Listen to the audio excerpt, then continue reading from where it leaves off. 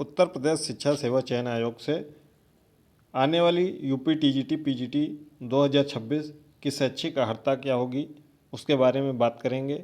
साथ ही साथ बात करेंगे यदि कोई भी विषय 2 वर्ष पढ़ा है तो वह योग्य है या नहीं, एकल विषय कॉम्बिनेशन मान्य है या नहीं, स्नातक परास्नातक बीएड में 50% अंक की बाध्यता या अनिवार्यता है या नहीं, उत्तर प्रदेश शिक्षक पात्रता परीक्षा या केंद्रीय शिक्षक पात्रता परीक्षा सीटेट अनिवार्य है या नहीं, इसके बारे में बात करेंगे।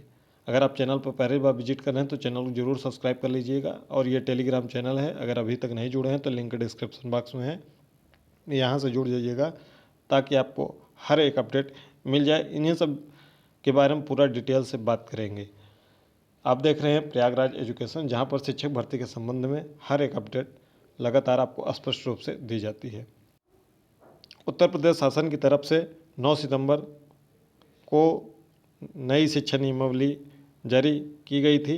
इसी नियमावली के आधार पर आपकी शैक्षिक अर्हता के तहत विज्ञापन जारी किया जाएगा, जो कि हाई स्कूल यानी कि टीजीटी सहायक अध्यापक की शैक्षिक अर्हता कक्षा 9-10 के लिए होगी। प्रवक्ता यानी कि इंटरमीडिएट कक्षा 11-12 के लिए शैक्षिक अर्हता होगी। प्रवक्ता कक्षा 11-12 के लिए जो शैक्षिक अर्हता होगी वह संबंधित विषय में परास्नातक प्लस आपका बीएड अनिवार्य है। हिंदी विषय की बात कर लें तो हिंदी विषय में आपको स्नातकोत्तर यानी कि एमए हिंदी में होना चाहिए, प्लस आपका ग्रेजुएशन में संस्कृत होना चाहिए, प्लस आपका बीएड होना चाहिए। बाकी सभी विषयों में आपका संबंधित विषय में परास्नातक प्लस आपका बीएड होना चाहिए। बहुत तेज़ी के साथ इसको कवर करेंगे। संस्कृत के लिए Sanskrit MA plus BEd, Urdu के लिए उर्दू एमए, सभी एमए की बात कर रहे हैं, एमए प्लस बीएड।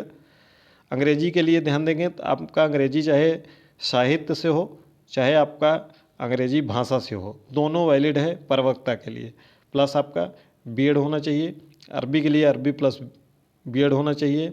जो विषय आएंगे उसके बारे में ही केवल बात करेंगे, बाकी का बात नहीं करेंगे। इतिहास के लिए ध्यान देंगे, आपका पीजी चाहे आप प्राचीन इतिहास से हो, मध्यकालीन इतिहास से हो या आधुनिक इतिहास के साथ आपने पीजी किया हो, तीनों इतिहास में से कोई भी एक इतिहास हो वैलिड है। प्लस आपका बीएड होना चाहिए। भूगोल के लिए भूगोल विषय के साथ अगर आपका भूगोल का कोई उप विषय है उससे आपने एमए किया है तो वह वैलिड नहीं होगा, इसका ध्यान रखिएगा। भूगोल के साथ आपका पीजी होना चाहिए, परास्नातक होना चाहिए, एमए होना चाहिए, प्लस आपका बीएड होना चाहिए। नागरिक शास्त्र के लिए भी ध्यान दीजिएगा कि नागरिक शास्त्र में राजनीति विज्ञान या राजनीति शास्त्र ही होना चाहिए, कोई उप विषय नहीं होना चाहिए। जैसे उप विषय की बात कर लें तो उप विषय में जैसे लोक प्रशासन से भी एमए होता है तो वह वैलिड नहीं होगा। प्लस आपका बीएड होना चाहिए। गृह विज्ञान की बात कर लें तो गृह विज्ञान आपका एमए में होना चाहिए, प्लस आपका बीएड होना चाहिए। या फिर अगर आपने गृह विज्ञान से एमए नहीं किया है, अगर आपने बीएससी गृह विज्ञान से किया है और आपने बीएड किया है तो आप प्रवक्ता गृह विज्ञान के लिए योग्य हैं शैक्षिक अर्हता के हिसाब से। बाकी सभी विषयों में संबंधित विषय में आपका परास्नातक होना चाहिए। इसके बारे में बहुत अगर एक एक विषय देखने लगेंगे तो वीडियो बहुत लंबी हो जाएगी। जिसमें भी डाउट था उसको हमने बता दिया है। गणित के लिए आपका गणित में एमए होना चाहिए, एमएससी होना चाहिए या फिर एमए में होना चाहिए, प्लस आपका बीएड होना चाहिए। भौतिक के लिए आपका भौतिक विज्ञान में एमएससी होना चाहिए, प्लस आपका बीएड होना चाहिए। रसायन विज्ञान के लिए रसायन विज्ञान होना चाहिए, प्लस आपका बीएड होना चाहिए। जीव विज्ञान की बात कर लें तो जीव विज्ञान में आपका या बॉटनी हो यानी कि वनस्पति विज्ञान या जूलॉजी यानी कि जंतु विज्ञान, ठीक है, पीजी होना चाहिए, प्लस आपका बीएड होना चाहिए। कंप्यूटर के लिए बात कर लें तो आपका एमटेक होना चाहिए या फिर और जो संबंधित एमसीए वगैरह हैं, प्लस आपका बीएड अनिवार्य है। ठीक है, यहाँ पर लिखा हुआ है बीएड अनिवार्य। ठीक, वाणिज्य के लिए आपका स्नातकोत्तर में वाणिज्य होना चाहिए यानी कि एमकॉम आपको होना चाहिए, प्लस आपका बीएड होना चाहिए। कृषि के लिए एमएससी एजी होना चाहिए, प्लस आपका बीएड होना चाहिए। शारीरिक शिक्षा की बात कर लें तो आपका ग्रेजुएशन प्लस आपका एमपीएड होना चाहिए, बीपीएड नहीं, एमपीएड। अब हम टीजीटी के सहायक अध्यापक यानी कि कक्षा 9-10 के लिए जो शैक्षिक अर्हता है उस पर बात करेंगे। ये जो संशोधित शैक्षिक अर्हता आप देख रहे हैं, ये कॉलम, यही कॉलम आपके लिए लागू होगा अब ये पहले जो स्वैच्छिक अर्हता थी अब यह लागू नहीं होगा। हिंदी विषय की हम बात कर लें तो हिंदी विषय का आपका ग्रेजुएशन में हिंदी होना चाहिए प्लस इंटरमीडिएट संस्कृत विषय के साथ होना चाहिए। जो आपका प्राइवेट में 1 साल का संस्कृत होता है वह भी वैलिड है। या फिर आपका उत्तर प्रदेश शिक्षक संस्कृत शिक्षा परिषद उत्तर मध्यमा में होना चाहिए आपका संस्कृत से, ठीक। ये प्लस आपका बीएड अनिवार्य है। उर्दू के लिए उर्दू ग्रेजुएशन में होना चाहिए प्लस बीएड होना चाहिए। अंग्रेजी की बात कर लें, अंग्रेजी पर ध्यान देंगे, अंग्रेजी साहित्य होना चाहिए आपके पास। अगर आपके पास अंग्रेजी भाषा है तो आप फॉर्म नहीं भर सकते हैं, योग्य नहीं है। प्लस आपका बीएड होना चाहिए। संस्कृत के लिए आपका संस्कृत प्लस बीएड होना चाहिए। ये सब ग्रेजुएशन में मांगे जाएंगे, ग्रेजुएशन में होना चाहिए। उसके बाद बात कर लें हम जो विषय आएंगे जिनका फॉर्म आएगा उसके बारे में ही बात करेंगे। गणित विषय की बात कर लें तो आप ग्रेजुएशन में गणित होना चाहिए प्लस आपका बीएड होना चाहिए। गृह विज्ञान की बात कर लें तो आपका ग्रेजुएशन में गृह विज्ञान होना चाहिए प्लस आपका बीएड होना चाहिए। सामाजिक विज्ञान की बात कर लें तो सामाजिक विज्ञान में आपका इतिहास, भूगोल, राजनीति विज्ञान, अर्थशास्त्र, इन चारों में से कोई 2 विषय होना चाहिए ग्रेजुएशन में। इतिहास में चाहे आपको प्राचीन इतिहास हो, मध्यकालीन इतिहास हो, आधुनिक इतिहास हो, तीनों इतिहास में से कोई भी इतिहास है चल जाएगा, कोई दिक्कत नहीं। प्लस आपका बीएड होना चाहिए और 2 विषय कम से कम होने चाहिए। अगर एक विषय है तो आप फॉर्म नहीं भर सकते हैं। संगीत गायन और संगीत वादन की बात कर लें तो आपका ग्रेजुएशन में संगीत होना चाहिए या फिर आपका भारत खंडे संगीत महाविद्यालय से संगीत विशारद की उपाधि होना चाहिए या फिर प्रयाग संगीत समिति इलाहाबाद से संगीत प्रभाकर के साथ आपका होना चाहिए, ठीक है। या फिर आपका स्नातक होना चाहिए प्लस आपका बीएड होना चाहिए। ये चीज़ें इसमें दी हुई हैं, डिटेल में देख लीजिएगा। नहीं समझ में आएगा तो कमेंट बॉक्स में पूछ लीजिएगा। वाणिज्य के लिए आपका बीकॉम प्लस बीएड होना चाहिए। चित्रकला के लिए आपका ग्रेजुएशन में कला होना चाहिए प्लस आपका बीएड होना चाहिए। आपको बीएड से छूट तभी मिलेगी, अधिमानी अर्हता कला में तभी मिलेगी जब आप बीएफए किए हों, ठीक है, यानी ललित कला में, ठीक। बीएफए अगर आपने किया है तो आपको बीएड से छूट मिलेगी। यानी कि बीएफए आपने किया है और आपने बीएड नहीं किया तो आप फॉर्म भर सकते हैं। बीएड आपने किया है तो आपको अधिमानी अर्हता के रूप में लाभ मिलेगा। कृषि सहायक की बात कर लें तो बीएससी एजी प्लस आपका बीएड होना चाहिए। इसके बाद हम बात कर लें कंप्यूटर सहायक अध्यापक के, तो कंप्यूटर सहायक अध्यापक में भी बीएड को अधिमानी अर्हता के रूप में लिया गया है, यानी कि बीएड अनिवार्य नहीं है। आपका बीटेक होना चाहिए सीएस में यानी कंप्यूटर साइंस में, या फिर कंप्यूटर विज्ञान में ग्रेजुएशन होना चाहिए, या फिर बीसीए होना चाहिए, या फिर आपका नीलीट से ए स्तरीय पाठ्यक्रम के साथ स्नातक की उपाधि होना चाहिए, या फिर आपका एमसीए होना चाहिए कंप्यूटर एप्लीकेशन में। बीएड को अधिमानी अर्हता के रूप में लिया गया है। इसके बाद हम बात कर लें विज्ञान की, तो विज्ञान विषय में आपका भौतिक विज्ञान और रसायन विज्ञान दोनों विषय होना चाहिए ग्रेजुएशन में। अगर एक विषय है तो आप फॉर्म नहीं भर सकते हैं। प्लस आपका बीएड होना चाहिए। जीव विज्ञान की बात कर लें तो आपका जंतु विज्ञान और वनस्पति विज्ञान दोनों आपका ग्रेजुएशन होना चाहिए, अन्यथा आप फॉर्म नहीं भर सकेंगे। प्लस आपका बीएड होना चाहिए। शारीरिक शिक्षा की बात कर लें तो आपका ग्रेजुएशन प्लस बीपीएड होना चाहिए या फिर बीपीई होना चाहिए, ठीक। यह तो रही नियमावली की बात। अब हम मोटा मोटा अगर देखें तो टीजीटी की जो शैक्षिक अर्हता है वह संबंधित विषय में आपका ग्रेजुएशन होना चाहिए प्लस आपका बीएड होना चाहिए। पीजीटी का संबंधित विषय में आपका परास्नातक होना चाहिए प्लस आपका बीएड होना चाहिए, ठीक।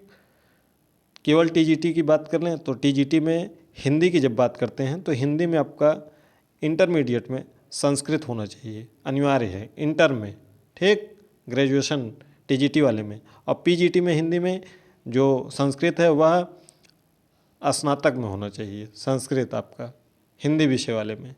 इंटरमीडिएट से उसमें नहीं मतलब है पीजीटी में। यदि कोई विषय 2 वर्ष पढ़ा है तो वह योग्य है नहीं, इसके बारे में भी बात करते हैं। जैसे आप हिंदी से विषय से फॉर्म भरना चाहते हैं और आपने इंटरमीडिएट संस्कृत के साथ किया है, ठीक है, या फिर 1 वर्ष का किया है या 2 वर्ष का किया है, कोई भी, जैसे आप शुरू में ही 11-12 में ही पढ़े थे संस्कृत तो भी वैलिड है, और आपने अलग से एक विषय वाला संस्कृत किया है तो भी वैलिड है। प्लस आपने हिंदी 2 ही वर्ष पढ़ा है तो आप वैलिड हैं, कोई दिक्कत नहीं। ठीक, चाहे 2 वर्ष पढ़े हों चाहे 3 वर्ष पढ़े हों, दोनों वही योग्य है। जैसे आप अंग्रेजी साहित्य के साथ फॉर्म भरना चाहते हैं तो आपका अंग्रेजी साहित्य फर्स्ट ईयर और सेकेंड ईयर में ही था, प्रथम वर्ष और द्वितीय वर्ष, 2 वर्ष कम से कम होना चाहिए। ये कहीं मेंशन नहीं है, लेकिन पूर्व के सत्रों में होता आया है, तो इसमें कोई भी तनिक भी डाउट नहीं है। तो अंग्रेजी आपका 2 वर्ष है तो चल जाएगा। फिर अगर हम बात कर लें, जैसे अगर हम सोशल से देना चाहते हैं तो हमारा इतिहास तो 3 वर्ष पढ़ा गया है, इतिहास हमारा 3 वर्ष पढ़ा गया है, भूगोल हमने 2 वर्ष पढ़ा है, तो क्या वैलिड होगा? वैलिड होगा। अगर आपने भूगोल 2 वर्ष पढ़ा है और इतिहास भी 2 ही वर्ष पढ़ा है तो वैलिड होगा, तो भी वैलिड होगा। ठीक, इसमें कोई भी दिक्कत नहीं है। कोई भी विषय हो, 2 वर्ष आपने पढ़ा है ग्रेजुएशन में, टीजीटी के लिए हर जगह वैलिड है। इसके लिए बहुत परेशान मत होइएगा। जैसे आपकी बात कर लें रसायन विज्ञान और भौतिक विज्ञान, विज्ञान के लिए है तो आपका फिजिक्स 3 साल आपने पढ़ा है, रसायन विज्ञान 2 साल पढ़ा है, तो क्या वैलिड होगा? तो वैलिड है। रसायन विज्ञान आपने 2 साल पढ़ा है, भौतिक विज्ञान 3 साल पढ़ा है, तो वैलिड होगा? वैलिड है। अगर आपने गणित विषय से आपको भरना है और गणित आपने 2 ही वर्ष पढ़ा है तो भी वैलिड है। तो 2 वर्ष कम से कम होना अनिवार्य है। 2 से कम वर्ष है तो अनिवार्य, तो आप योग्य नहीं होंगे। अब अगला बात आता है कि एकल विषय कम्बिनेशन मान्य है या नहीं। एकल विषय कम्बिनेशन उत्तर प्रदेश राज्य टंडन मुक्त विश्वविद्यालय या अन्य विश्वविद्यालयों में चलता है। तो कम्बिनेशन बनाने के लिए अगर आपका एक विषय है और एक विषय नहीं है तो आप बना सकते हैं, और आपका विषय ही नहीं है तो आप अलग से किए हैं और बीएड करने के बाद किए हैं तो वैलिड नहीं होगा। कैसे? समझिए, अगर हम सोशल से फॉर्म भर रहे हैं और इतिहास हमने 3 साल पढ़ा है या 2 ही साल पढ़ा है, कोई दिक्कत नहीं, और फिर हमने एकल विषय से राजनीति विज्ञान में कर लिया है तो आपका वैलिड होगा 2 वर्ष वाला। ठीक है, और एकल 1 वर्ष वाला भी मान्य होगा। जो अब राजेश टंडन 1 ही वर्ष का दे रहा है सर्टिफिकेट, वह भी मान्य होगा। तो इस पर डाउट नहीं करना है कि एकल विषय से हमने कम्बिनेशन बनाने के लिए किया है तो मान्य होगा, नहीं। अगर अलग से आपने कर लिया है, जैसे आप अंग्रेजी आपका ग्रेजुएशन में था ही नहीं, अंग्रेजी ग्रेजुएशन में आपका था ही नहीं और तब भी आपने ग्रेजुएशन कर लिया अलग से, और आप सोच रहे हैं कि हम अंग्रेजी टीजीटी दे दें, तो फिर वह मान्य नहीं होगा। ठीक, अगर आपने अलग से अंग्रेजी के लिए कर लिया है, कम्बिनेशन के लिए नहीं, अलग से, आपका ग्रेजुएशन में अंग्रेजी था ही नहीं, आपने हिंदी आपका था, इतिहास था, भूगोल था, और आप अंग्रेजी से अलग से कर लिए हैं ग्रेजुएशन, तो वैलिड नहीं होगा। ठीक, क्लियर हो जाना चाहिए आपका। और इसके बाद भी नहीं अगर क्लियर हो रहा है तो आप कमेंट बॉक्स में पूछ लीजिएगा, हम आपको बता देंगे। स्नातक, परास्नातक या बीएड में क्या 50% अंक की अनिवार्यता है? तो बिल्कुल नहीं। आपका स्नातक में 33% हो, केवल आप पास हों, 34% हो, 49% हो, 48% हो, परास्नातक में आपका 33% हो, 49.5% हो, 49.9% हो, 99% हो, कोई दिक्कत नहीं। परसेंट की कोई बाध्यता नहीं है, न तो स्नातक में, न तो परास्नातक में, न तो बीएड में। 50%, 45%, 34%, 35%, कोई अनिवार्यता नहीं। बस आपका जो भी विश्वविद्यालय के नियम का क्राइटेरिया है उसमें आप उत्तीर्ण होना चाहिए, बस आपको। अगला था कि केंद्रीय शिक्षक पात्रता परीक्षा सीटेट या यूपी टेट क्या इसमें लागू होगा? तो बिल्कुल नहीं। इसमें ना तो सीटेट लागू है, ना तो यूपी टेट लागू है। सीधे सीधे सिंपल सा फंडा है कि आपका संबंधित विषय में ग्रेजुएशन होना चाहिए प्लस आपका बीएड होना चाहिए टीजीटी के लिए। पीजीटी के लिए जो भी विषय से दे रहे हैं उस विषय में आपका परास्नातक होना चाहिए, यानी पीजी होना चाहिए, प्लस आपको बीएड होना चाहिए। ठीक, यह पूरा इन्फॉर्मेशन है। अगर कहीं भी आपको डाउट है, लग रहा है कि मुझे पूछना चाहिए कमेंट बॉक्स में, तो आप पूछ सकते हैं निसंकोच। आपको आपके प्रश्नों का सार्थक जो भी स्पष्ट जवाब होगा वह दिया जाएगा। और अपने सभी साथियों को इस वीडियो को शेयर कर दीजिएगा, ज़्यादा से ज़्यादा, जितने भी ग्रुप्स हैं वहाँ शेयर कर दीजिएगा।